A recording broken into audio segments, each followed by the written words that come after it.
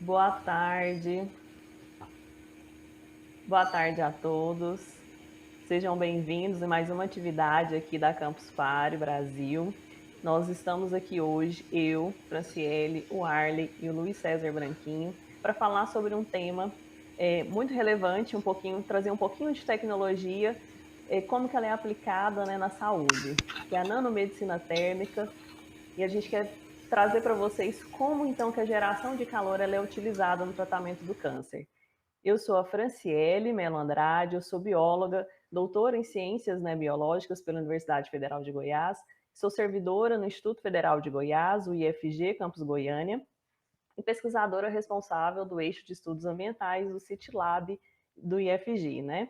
Então eu vou trazer aqui para vocês alguns aspectos, né, sobre a biologia tumoral e como, né, que a gente pode então, através de assim, buscar um entendimento, né, da biologia tumoral, aplicar isso para a terapia hipertérmica, né? Então como que a gente vai usar aí o conhecimento que a gente tem sobre o câncer e como que a gente pode agregar então para usar o calor como uma terapia oncológica. Quando a gente fala em câncer, o que a gente precisa entender? Que o câncer ele é um conjunto de doenças que ele engloba mais de 200 tipos diferentes de células, né? Então, assim, ele é uma doença muito complexa, é considerado um problema de saúde pública e apresenta diferentes etiologias, né? Então, tem diferentes origens, diferentes comportamentos e diferentes sintomas, né? E por que isso, né? Porque quando a gente vai entender qual que é a biologia, né, molecular ali do câncer, entender o que está de fato envolvido ali na progressão de um tumor, a gente precisa entender. Hum? Gente, só um momento, né, que vocês não estão vendo minha apresentação, né? Vou pedir desculpa aqui para vocês. Só um momento. Eu vou interromper esse compartilhamento e vou compartilhar aqui toda a minha tela, ok? Peço perdão por isso.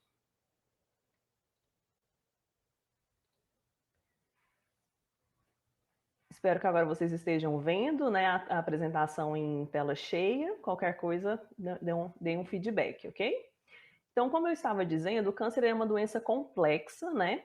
E ele se caracteriza por um descontrole nos processos, né, moleculares, celulares, de divisão celular e de morte, né? Então, o que acontece? As células, elas desligam, né, alguns genes que vão controlar ali a sua proliferação celular e acaba, né, ligando ou tornando outros genes, né, dando capacidade de outros genes, que são os proto-oncogenes, de invadir tecidos e de sofrer metástases, né? Então, quando a gente olha para uma célula tumoral, a gente precisa entender que justamente essas características que a gente estava falando ali nesses genes, o desligamento de alguns, ativação de outros, promove uma série de alterações fenotípicas nessas células, né?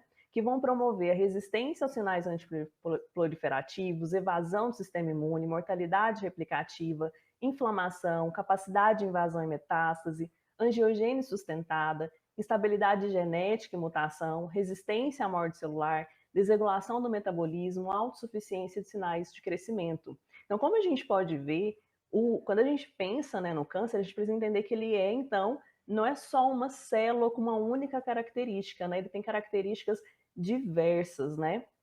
E por que isso, né? Porque justamente essas células elas precisam ter um escape do sistema imune, não é que a gente estava comentando, para elas terem capacidade de invadir e sofrer metástases, né? Então aqui como a gente pode observar nessa figura é justamente isso. A gente tem um tumor primário com uma série de características aqui. Aqui a gente tem uma diversidade de células, não somente as células cancerosas, né? Porque a gente tem que pensar que a gente tem um microambiente tumoral que vai favorecer, então, a progressão desse tumor para que ele possa, então, aqui sofrer metástases, né, para um tecido distante e, então, instaurar nesse novo sítio, né? E é por essas características que os cânceres são muito malignos, né? Então, em 2012, por exemplo, quando a gente olha para os dados da Organização Mundial de Saúde, a gente tem 14,1 milhões de casos novos, né? E 8,2 milhões de óbitos. Em 2018, nós temos já 18 milhões de casos novos e 9,6 milhões de óbitos, né? Isso representa que 1 em cada 6 óbitos é devido, né, ao câncer. Então, a gente pode observar que de 2012, né, para 2018, que é o relatório mais recente que nós temos ainda, né, teve um aumento de 28% na quantidade de diagnósticos e tivemos um 17% a mais, né, no número de óbitos. A estimativa mais recente, né, no nosso país, no Brasil, que é feita bienalmente, né, diz para nós, que é o INCA, né, que faz essa estimativa, que nós teremos 625 mil casos novos por ano, sendo que os tipos de câncer de pele não melanoma, mama em mulheres, próstata em homens, colo retal, pulmão, estômago serão os tipos mais frequentes de tumores. Por aqui a gente já consegue observar aquela que a gente comentou no início, né? Diferentes etiologias, né? E por isso nós também precisamos de uma diversidade de opções de tratamento para o câncer, né? A cirurgia, né? A quimioterapia e a radioterapia ainda são os principais tipos de cirurgia, de opções terapêuticas para o câncer, né? Mas a gente já tem outras opções terapêuticas que são mais recentes, né, como a imunoterapia, a terapia alvo direcionada. E é importante a gente observar que é necessário, às vezes, a combinação de uma ou mais terapias, né, para tratar o câncer. Mas o nosso desejo é justamente que a gente veja um dia estampado assim na capa de uma revista que nós temos a cura para o câncer, né? Então, por isso que, embora, né, a gente tenha ainda mais de uma opção terapêutica, a gente ainda busca novas opções terapêuticas, ou para melhorar as terapias que já existem, ou, de fato, inovação nessa área, né? E é nesse sentido que entra a nanomedicina, a nanomedicina térmica, né? Então, quando a gente pensa em nanomedicina, a gente tem que lembrar que a gente utiliza aqui nanopartículas, né? Então, nanopartículas, nanocarreadores, justamente para ou a gente trazer novas, né, possibilidades para terapia, para a gente então superar alguns desses problemas, né, que são relacionados a essas terapias convencionais ou melhorá-las, né? Porque com o uso da nanotecnologia, né, na área da medicina, a gente pode melhorar a terapia-alvo, como a gente mostrou, melhorar a quimioterapia, e a gente precisa, então, começar a trabalhar de forma mais específica, né? Ou seja, atacar realmente quem precisa, que são quem? As células tumorais, de maneira, então, específica para tratar esse tumor, né? Então, quem que a gente quer matar? A gente quer matar as células tumorais. Só que, infelizmente, alguns desses tratamentos, né, como a radioterapia, a quimioterapia, eles também atacam as células sadias, então a gente tem os efeitos adversos. Então, a gente usa da nanotecnologia para a gente, então, conseguir ter melhores resultados direcionados para essas células tumorais. E a gente pode, então, além disso, não só, né, trabalhar como um alvo direcionado para essas células tumorais, mas também pensando em todo esse microambiente tumoral, certo? Que é igual que a gente pode observar, né? Um tumor, ele é uma bagunça, né? Então, aqui a gente tem, né, angiogênese, novos vasos sendo formados, uma série de outras células aqui envolvidas, tudo isso para garantir a progressão tumoral. Então, a gente precisa começar a pensar não só, né, nessas células, mas em todo esse ambiente, né, que favorece cria estímulos, né, para favorecer o seu crescimento, né? E assim, então, a gente conseguir uma terapia mais direcionada. E nesse sentido entra também as nanopartículas magnéticas, né? Que elas podem, então, ser utilizadas no tratamento para a gente poder gerar um calor direcionado, localizado, né, nesse tumor.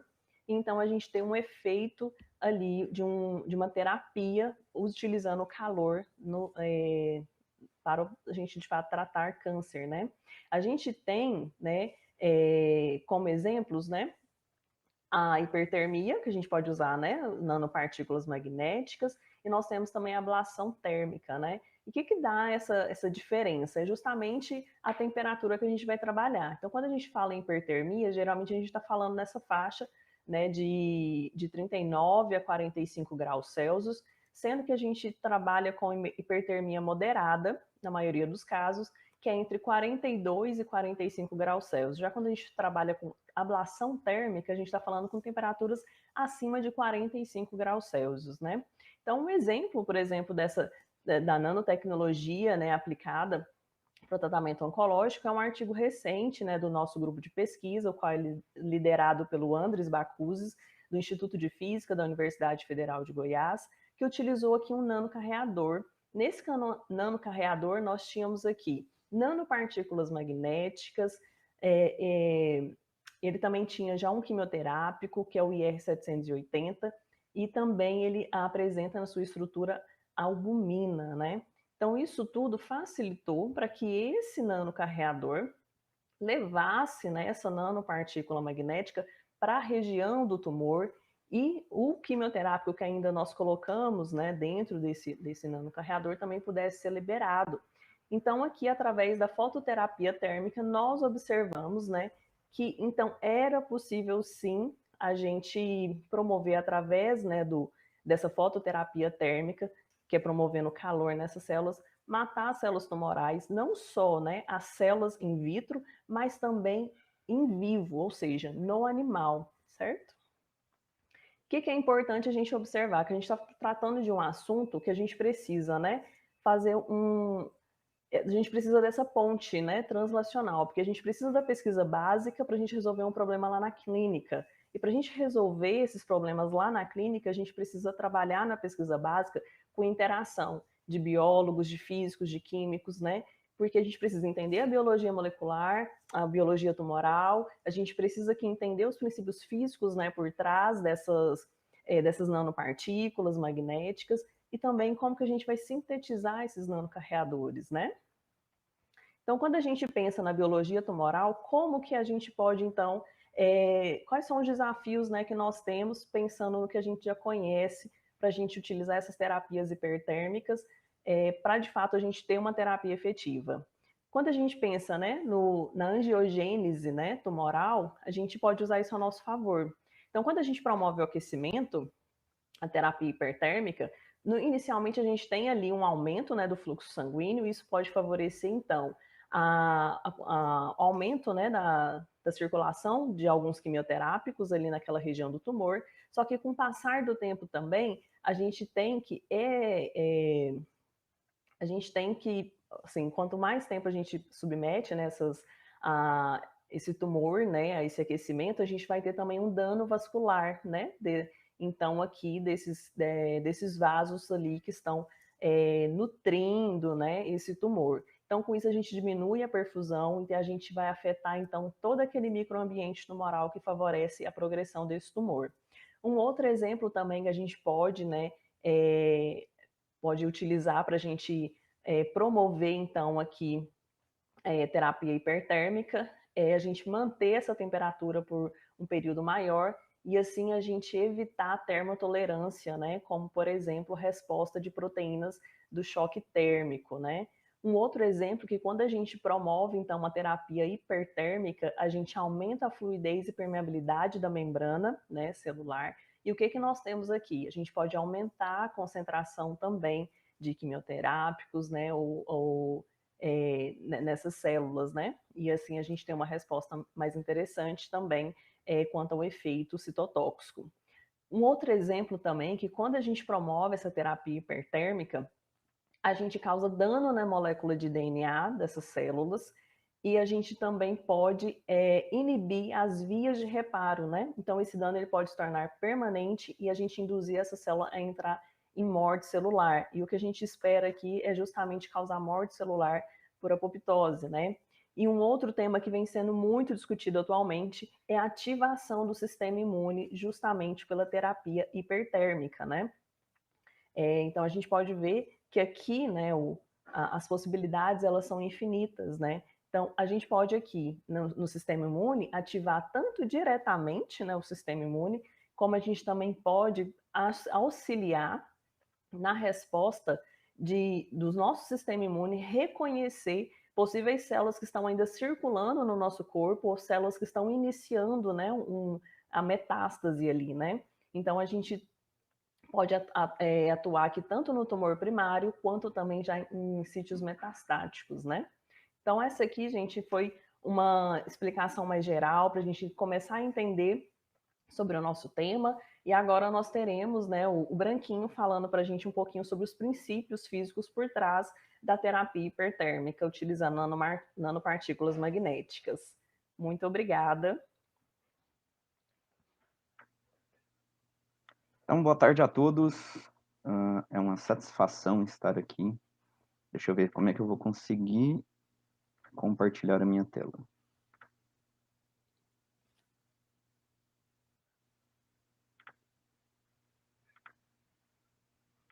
Está compartilhando? Você pode me dar um ok, Fran, por favor? Porque eu já não estou vendo nada. Agora está, Branquinho. Que ótimo. Então, boa tarde novamente. Gente, olha só a parte boa de trabalhar em casa. Gente, dá palestra com gatinho no colo. A Franciele, a gente trabalhou juntos durante o doutorado. Eu fiz doutorado na área de nanomagnetismo também, estudando nanopartículas magnéticas, tentando melhorar a eficiência de aquecimento para aplicação em magnetohipertermia, junto com o Arley, que é o próximo a falar. Então, a gente tem uma história meio longa já. E antes de eu começar a falar sobre um pouquinho da história da magnetohipertermia, eu quero falar o que é a magnetohipertermia em si, aspecto físico dela, e alguns dados de estudos que a gente já tem a respeito da evolução da técnica em estudos pré-clínicos e clínicos. Então, antes de mais nada, só para dar uma noção do que é a escala nanométrica. Só para dar uma noção do que é a escala nanométrica. A escala nanométrica, o nano é aquele prefixo de 10 a menos 9. Seria a gente pegar o metro, né, que são as coisas que estão na escala de tamanho, da ordem de tamanho do nosso tamanho do corpo, dos objetos que a gente lida no dia a dia, e dividir em 1 bilhão de vezes. Então, 1 milímetro a gente consegue enxergar naquela menor escala de uma régua. Pega o milímetro e divide ainda em 1000 vezes, a gente vai para a escala de tamanho das células, micrômetros. Pega a célula e divide em outras 1000 vezes, a gente vai para a escala de tamanho de nanômetros. Então, nanômetros está muito próximo do tamanho atômico e já é do tamanho de moléculas. Vírus tem tamanhos de poucas dezenas de nanômetros, então já são estruturas em escala nano já. Para a gente ter uma noção, tem uma proporção aqui. Se a gente pegar aquele fulereno, né, que é uma molécula com 60 átomos de carbono, que ele tem exatamente a mesma estrutura de uma bola de futebol, né, de hexágonos e pentágonos encaixados. Um fulereno que tem um diâmetro de 1 nanômetro perto de uma bola de futebol é equivalente à bola de futebol perto do tamanho da Terra. A escala é mais ou menos essa, tanto que o fulereno é pequenininho perto da bola de futebol. Então, a gente está falando de coisas extremamente pequenas. A magnetohipertermia usa principalmente de fluido magnético. Um dos desafios dos físicos é tentar desenvolver nanoestruturas que melhor sejam aplicadas para tratamento em si, que aqueçam de forma melhor. Fluido magnético, imagina a gente ter um imãzinho nanômetrico. Então, é um pedacinho, um grãozinho, pode ser esférico ou meio irregular mesmo, de um pedacinho de ímã em escala nanométrica, que vai ficar em suspensão num líquido. Então, é um monte de grãozinhos que ficam boiando num líquido ao invés de decantar. Eles acabam ficando boiando no líquido por causa da agitação térmica mesmo, que não deixa eles depositarem no fundo. Eles são tão leves que a agitação das moléculas de água ficam arremessando eles para cima e para baixo. Então, não deixa eles depositar no fundo.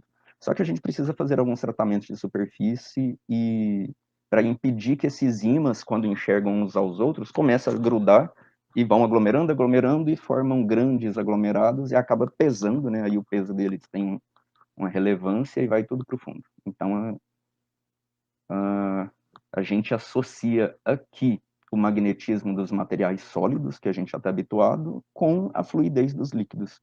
E a gente acaba vendo essa característica de como se fosse um líquido magnético. Na verdade, é um líquido magnético, né? Mas a propriedade magnética vem do sólido que está em suspensão nesse líquido.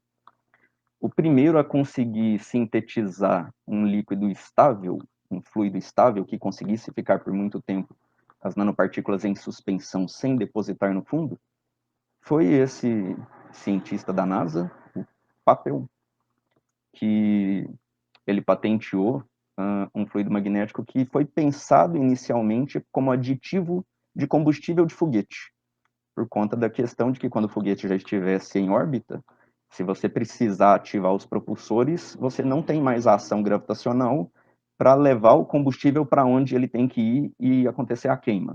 Então, como que você direciona o combustível? Então, eles iriam adicionar o fluido magnético, as nanopartículas, ao combustível, e aí eles poderiam levar o combustível para onde quisesse, aplicando o campo magnético. Faria o papel do campo gravitacional, nesse caso. Mas, em 1957, antes do Solomon Papel lá conseguir sintetizar um fluido estável, um médico chamado Gilchrist, em Chicago, ele já tinha proposto uma terapia para tratar metástase, porque um dos grandes problemas nossos a respeito do câncer ainda é a metástase. A gente conseguir eliminar o foco principal do tumor e conseguir também evitar que aqueles fragmentos que se desprenderam do foco principal e foram para outra região do corpo se desenvolvam e evoluam em um novo tumor. Então, ele, em 1957, propôs usar nanopartículas magnéticas. No caso, ele usou partículas em escalas de centenas de nanômetros. Tá? As nanopartículas que ele usou, que eram de magnetita, agora eu fiquei na dúvida se era magnetita ou magnetita, mas é muito parecido, isso não faz muita diferença. Elas eram relativamente grandes, tá? Com os tamanhos que a gente precisa hoje, da escala de 100, 200 nanômetros, mais ou menos. E aí a ideia dele era colocar esse fluido próximos aos linfonodos de cães, porque ele estava tratando cães que tinham carcinoma de colo e reto, e que tinha feito metástases e tinham se alojados nos gânglios linfáticos. Então ele estava tentando eliminar essas metástases dos gânglios linfáticos. E o trabalho dele foi extremamente importante e visionário, porque embora ele não conseguiu ainda, e até hoje a gente ainda não tem uma forma de se precaver ou eliminar as metástases antes dela se tornar um novo tumor e você precisar fazer o paciente passar por todo o processo de tratamento de novo. Né? Então, ele já tinha percebido várias dificuldades que surgiram nessa proposta dele. Essas dificuldades estavam relacionadas com como ele ia conseguir fazer aquecer aquele tumor de forma eficiente, como que ele iria monitorar a temperatura. No caso, ele trabalhou com caninos, mas foram caninos pós a morte. Né? Ele não trabalhou com caninos vivos. Por exemplo, ele precisava monitorar a temperatura com um termômetro de álcool, que não dava para você introduzir até chegar no tumor num animal vivo. Né? Aquele tubinho de vidro grande, comprido, não dá para você introduzir e ficar monitorando a temperatura do tumor. Não. Mas a ideia da magnetohipertermia, então, você depositar nanopartículas magnéticas na região do tumor e, com a aplicação de um campo magnético alternado, gerar um aumento de temperatura.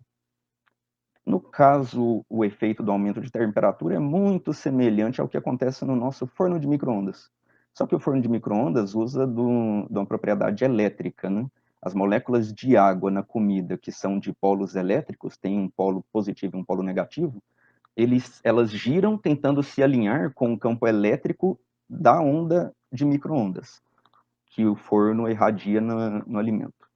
As nanopartículas, elas fazem o papel da molécula de água. Ao invés de ser um dipolo elétrico, ela é um dipolo magnético, é um ímãzinho.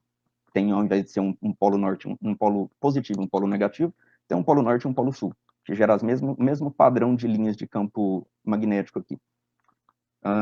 Quando aplica um campo magnético, ela tende a girar e se orientar com o campo magnético, igual a molécula de água faz com o campo elétrico, igual uma bússola.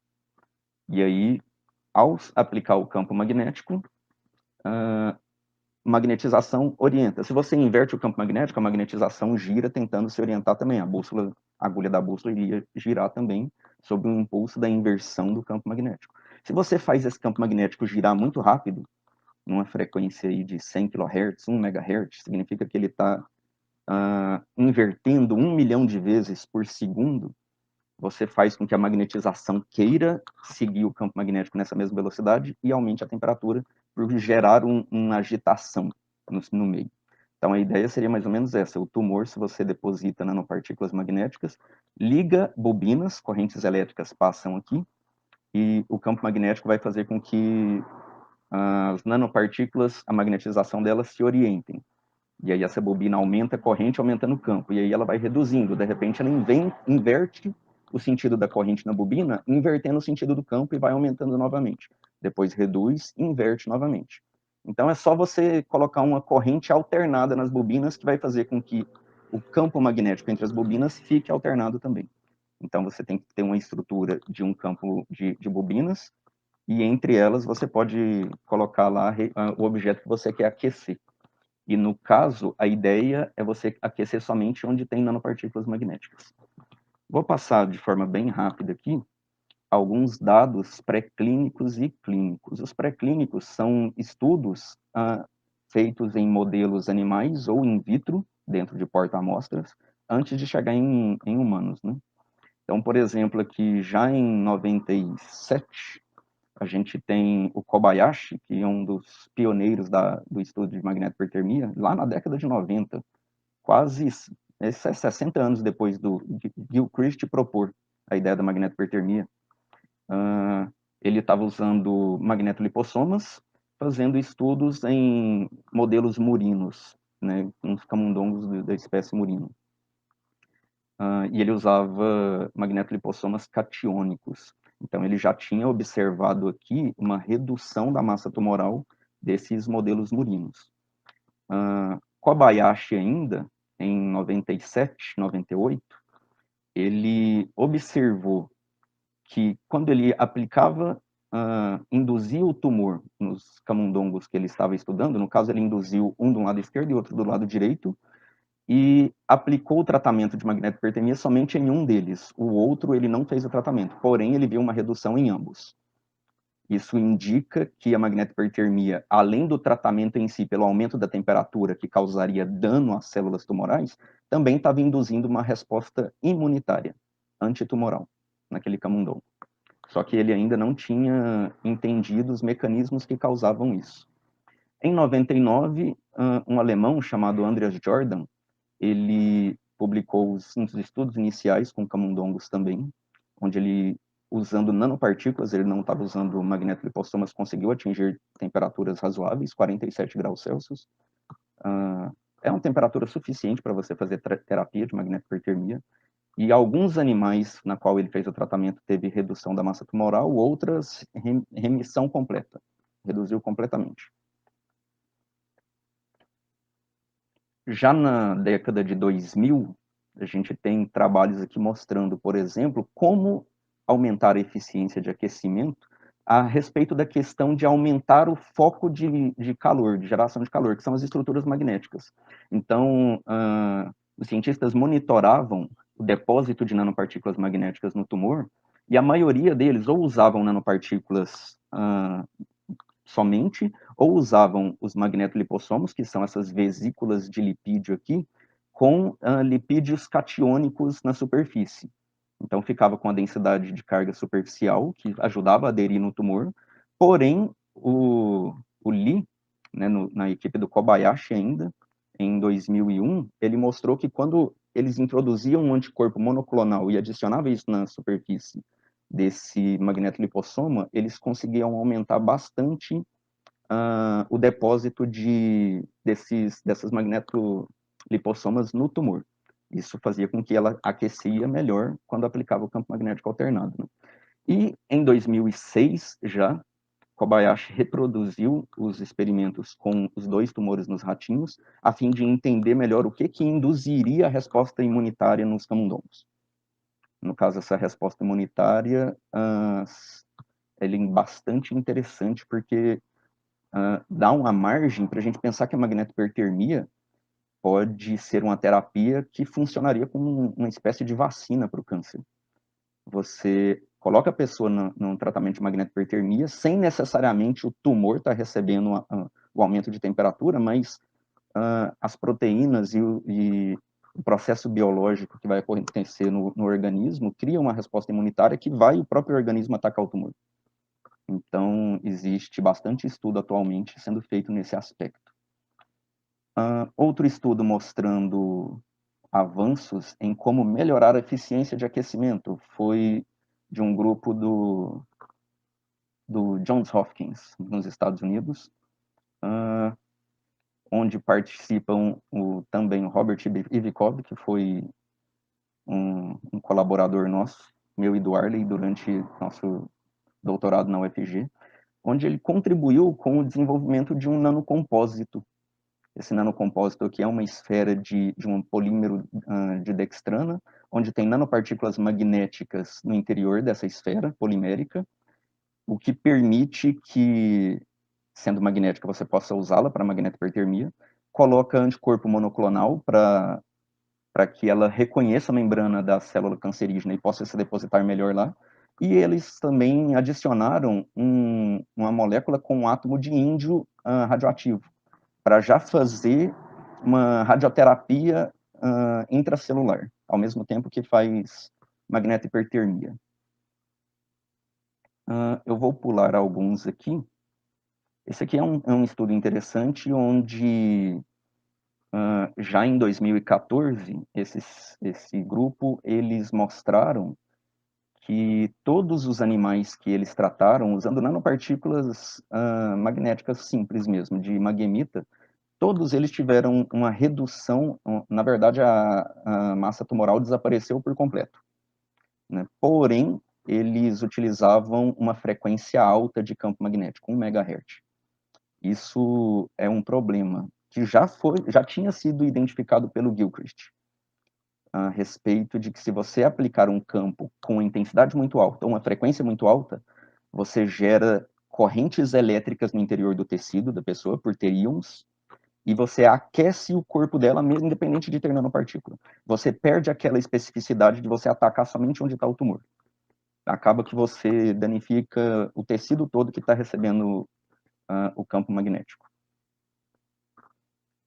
E por fim, e aí voltando um pouquinho no tempo, em 2001, o Jordan ele publicou um artigo mostrando o desenvolvimento de um equipamento já para aplicação em seres humanos. E aqui, embora eu mostrei alguns resultados até 2015, 2001 já estava começando os primeiros estudos clínicos em seres humanos.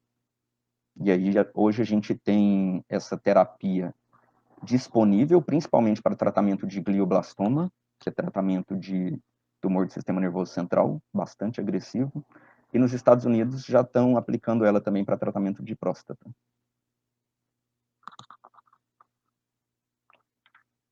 Um dos outros problemas que a gente tem a respeito de aplicação da magnetohipertermia é como monitorar a temperatura que o tumor alcança. E isso o Arley vai falar um pouquinho para a gente, porque ele inclusive tem um trabalho sobre isso, com o IFG, contribuição do IFG.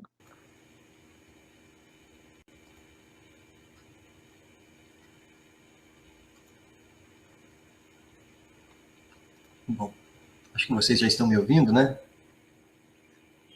Boa tarde aí a todos, sejam muito bem-vindos aí. Muito legal, muito bacana estar com vocês, participando disso aqui. Que oportunidade massa mesmo de poder na Campus Party, poder falar um pouco desse trabalho, que empolga muito a todos nós. Bom, deixa eu iniciar aqui um compartilhamento dela, para poder estar apresentando um pouco dados que o Luiz César Branquinho antecipou aí. Ok. Acho que vocês já conseguem ver minha apresentação, acho que ainda não, né?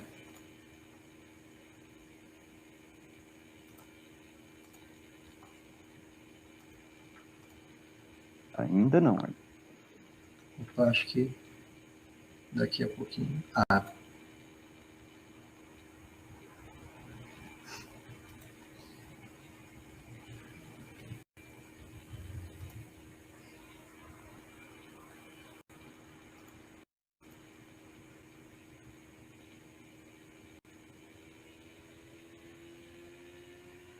Bom, para mim já está como tela cheia. Parece que há um certo delay. Opa, agora sim.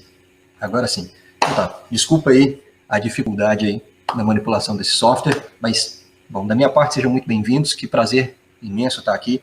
E eu quero brevemente falar com vocês aí um pouco sobre resultados que a gente tem de trabalhos que a gente vem fazendo aí já ao longo de 8 anos. A gente começou esses trabalhos lá no nosso doutorado, terminamos o doutorado, continuamos colaborando com o laboratório onde nós fomos formados, assim como o Luiz César Branquinho e a Franciele. Eu também sou funcionário, sou professor aqui do Instituto Federal, do campus Goiânia, professor do Departamento de Física. E, bom, eu quero falar um pouquinho com vocês sobre um dos grandes desafios. O Luiz César Branquinho já antecipou um pouco desses desafios que a gente enfrenta nesse tipo de pesquisa pré-clínica, que diz respeito a você desenvolver nanocarreadores que sejam eficientes para tratamento. Eu quero falar um pouco para além disso, quero também falar de um outro desafio, que é monitorar o aquecimento do tumor em tempo real quando se faz um procedimento como esse. Né? Então, só dando continuidade ao que o Branquinho havia comentado, a gente tem um desafio muito grande, que é desenvolver nanopartículas magnéticas que sejam eficientes na geração de calor numa condição de campo magnético alternado que seja segura para organismos vivos. O que eu quero dizer com isso?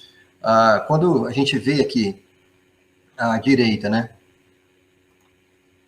camundongo, que recebeu a injeção de nanopartículas magnéticas do fluido magnético diretamente no seu tumor, aqui a gente está considerando um tumor subcutâneo, entre a pele e o músculo, por isso ele está mais exposto, e aí você aproxima desse tumor uma fonte de campo magnético, que eu representei aqui por essa bobina, você induz campo eletromagnético alternado, você pode acabar gerando calor de maneira não específica em toda a região do corpo do animal que está exposta ao campo eletromagnético, a depender da frequência e da intensidade do campo que você trabalha. Então, aqui nesse gráfico à direita, que nós vemos essas duas regiões, essa em cinza clara e essa em cinza mais escuro, são regiões seguras para você se trabalhar. É uma combinação entre, no eixo horizontal, nós temos valores de frequência do campo magnético, no eixo vertical, a intensidade do campo magnético alternado. E você precisa estabelecer uma combinação entre intensidade de campo e frequência aplicada, cujo produto desses dois valores não pode exceder da ordem de 5 vezes 10 a nona ampere por metro segundo. E, a despeito dos detalhes técnicos disso, a informação principal e relevante aqui é que quando a gente olha para os últimos 20 anos de pesquisa pré-clínica, ou seja, estudos com animais, com organismos vivos, onde se utilizou de nanopartícula magnética e campo magnético alternado para poder gerar calor de forma localizada a fim de se destruir tumores, né, hipertermia magnética com nanopartículas, a gente vê que cada ponto desse aqui no gráfico, cada diferente símbolo desse aqui no gráfico, se você olhar à direita, você tem uma lista de autores que ao longo dos últimos 20 anos publicaram trabalhos nesse sentido. E você vê que a maior parte desses trabalhos publicados, a frequência e intensidade de campo magnética que foi necessária para poder produzir calor com as partículas que eles utilizaram, estava, na maior parte das vezes, fora desse regime seguro de aplicação do campo magnético alternado. Então, esse é um grande desafio que ainda persiste até hoje. Você gerar nanocarreadores que sejam eficientes para produzir calor dentro do tumor, a fim de destruir as células tumorais, mas não ultrapassando esse limite seguro de utilização do campo magnético. Para além disso, um outro desafio muito grande é o de monitorar a entrega do calor de maneira eficiente dentro dos tumores. E é aqui que se concentrou a maior parte do meu trabalho de doutorado e eu tenho um pouco mais de expertise e posso falar sobre isso. Porque a ideia é, se você está produzindo calor dentro do tumor de maneira muito localizada, ok, o médico, pensando já lá na clínica, o médico precisa ter certeza de qual é exatamente o valor de temperatura acessado dentro do tecido neoplásico, até para saber como é que esse calor está se propagando ali naquela região, a fim de você preservar tecido saudável. Mas como fazer isso sem invadir o corpo do paciente, sem você ficar introduzindo sondas, perfurando o corpo do paciente e introduzindo termômetros lá dentro? Bom, a técnica ouro para se fazer isso é você aferir temperatura por meio de imagens de ressonância magnética. No mundo inteiro, quando se pretende medir temperatura em organismos vivos, a maneira mais eficiente de fazer isso é com ressonância magnética. Contudo, essa técnica não é compatível com a hipertermia magnética por nanopartículas. Por quê? Porque o campo magnético gerado pelo equipamento de ressonância bloqueia a partícula magnética da sua propriedade de gerar calor em campo alternado. Então, isso não é compatível. O que nós fizemos aqui em Goiás? Nós trabalhamos com tumores superficiais. Entenda por superficiais, tumores que crescem de maneira sólida entre a pele e o músculo. Portanto, estão ali bem próximo da superfície da pele. Nós decidimos, então, gravar a superfície da pele dos animais, quando eles são submetidos a esse procedimento, com uma câmera de imagens de infravermelho. O que você vê aqui no canto direito da tela é uma imagem térmica, é um vídeo acelerado, que é um procedimento que dura em média 30 minutos. O camundongo recebeu uma injeção de fluido magnético no tumor que cresceu na região da virilha desse animal. E aí, então, você tem a imagem óptica à esquerda e a imagem infravermelha à direita, onde você tem exatamente a referência de como é que está o aquecimento na superfície da pele do camundongo, por meio desse tipo de terapia. Contudo, há um grande desafio aqui. Por quê? Quando a gente monitora, ainda que a gente coloque uma sonda, um termômetro de fibra óptica, que é um termômetro bem fininho, pouco mais espesso do que um fio de cabelo, tocando a superfície do camundongo, você tem informação apenas de um ponto. Então, portanto, é muito melhor monitorar com uma câmera térmica. De maneira que você vê nesse gráfico aqui, ó, a curva em vermelho é o valor da temperatura na superfície monitorado com a câmera e a curva em preto é o valor da temperatura em um ponto da superfície na região mais quente, que a gente identifica por essa região mais vermelha. Quanto mais vermelho na imagem, mais quente está. Contudo, quando a gente faz um monitoramento como esse, o problema é que a gente está olhando só para a superfície. Então, isso é apenas a ponta do iceberg, né? O que interessa mesmo é saber como é que está a informação da temperatura, do calor tridimensionalmente distribuído dentro do tumor. E olha, esse é um problema de transferência de calor inverso, porque a gente não consegue acessar a temperatura diretamente lá dentro. A gente está fazendo uma medida na superfície. É inverso, portanto, porque a partir da temperatura aferida na superfície, eu tento reproduzir uma informação que está abaixo da superfície. E olha, isso não é um problema matemático fácil, na verdade é muito complicado. Porque diferentes configurações de geração de calor lá dentro do tumor podem reproduzir padrões similares daquilo que eu enxergo com a câmera térmica na superfície. Então, eu posso tentar começar a resolver esse problema colocando algumas sondas dentro do tumor, alguns termômetros lá dentro para poder aferir a temperatura.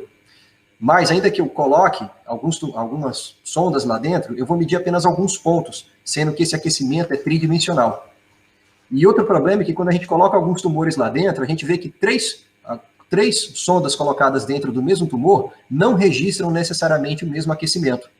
Porque, como a Franciele antecipou, o tumor é um ambiente muito complexo, e você tem muitos vasos sanguíneos ali que irrigam esses tecidos para manter a atividade metabólica que é intensa, e isso funciona como um circuito de arrefecimento. Então você está gerando calor com a nanopartícula, mas o próprio fluxo sanguíneo está roubando o calor do sistema. Então tem uma competição. Então, a depender da posição que você coloca a sonda lá dentro, não necessariamente você está registrando uma região de máximo aquecimento. Então há diferença entre diferentes pontos lá dentro do calor que é gerado. Isso é bem complexo. Contudo, olhando para a superfície da pele, quando a gente faz uma imagem termográfica como essa, a gente vê que há uma correlação. Aqui em vermelho eu vejo a temperatura na região mais quente do tumor, que é essa região vermelha, na superfície da pele, e em preto, a média das 3 medidas feitas lá dentro do tumor. E eu vejo que há uma correlação entre eles que é sempre menor do que 5%. Então parece que, de fato, a medida da temperatura na superfície da pele tem uma informação quantitativa importante sobre como é que está o aquecimento dentro do tumor. Então a pergunta é, a gente pode desenvolver um método sem invadir o tumor, de poder determinar por infravermelho qual é a real temperatura lá dentro? A resposta é sim, se, por exemplo, nós conhecermos exatamente a localização das nanopartículas dentro do tumor e qual é a potência térmica que elas geram. Se a gente puder combinar essa informação da temperatura medida na superfície da pele com simulações computacionais que sejam bem realistas. E para isso a gente precisa calibrar essa simulação computacional com informações de como é que o tecido está sendo destruído lá dentro, por ação do calor, por aqueles mecanismos que a Franciele explicou anteriormente. Então, esse é um trabalho que a gente publicou recentemente, no final do ano passado, e a gente apresenta um estudo com 4 animais, onde a gente injetou nanopartícula nos tumores desses animais, submeteu eles a um procedimento de geração de calor por hipertermia magnética e acompanhou esses animais durante mais do que um ano inteiro. E a pergunta é, através das nossas simulações computacionais e das medidas que a gente faz na superfície da pele, a gente consegue ter informações lá de dentro dos tumores desses animais e explicar o que aconteceu depois deles terem passado por esse procedimento? Então, para isso, a gente desenvolveu uma nanopartícula magnética que, além de aquecer numa frequência e intensidade de campo que é segura biologicamente e ter um quimioterápico agregado a ela, essa partícula magnética, ela também é fluorescente, de maneira que a gente pode fazer uma imagem de fluorescência e mapear a localização dessa partícula dentro do tumor. É o que indica essa imagem aqui na letra E. E aí a gente desenvolveu uma estratégia bem elaborada. A gente faz imagem da superfície do camundongo, mesmo, software específico, a gente reconstrói a superfície do corpo do animal. Por ultrassom, a gente consegue reconstruir o volume do camundongo, essa coluna aqui. Então, a imagem F aqui é uma imagem de construção a partir de mapeamento por ultrassom do que é o volume do tumor do camundongo. E como aquelas partículas que foram injetadas também podem fluorescer, citadas na faixa da região do infravermelho, a gente então consegue localizar o volume de nanopartículas dentro do volume do tumor, dentro do camundongo. Então, de posse de todas essas informações geométricas, que são muito relevantes, a gente precisa de um problema de condução térmica dentro dessas geometrias. Considerando, obviamente, o problema da competição, do fluxo sanguíneo que rouba calor lá do tumor. Quando a gente gera calor por interação das nanopartículas com o campo magnético externo.